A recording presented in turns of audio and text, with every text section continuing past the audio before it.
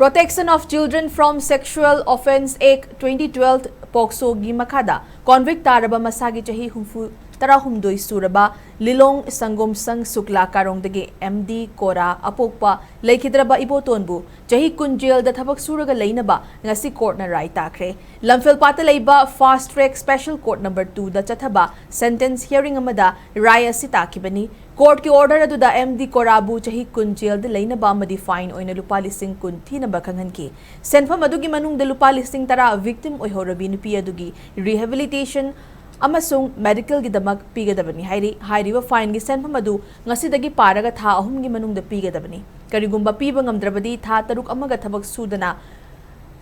jail da legadabani haina khanghanki amaromda MD Kora asi maral gi matungina kumja lising ani tara hum dogi February tang tara tere ta faraba matung jahi aduma ki August tang taruk ta vel da thadoki madugi matung kumja lising ani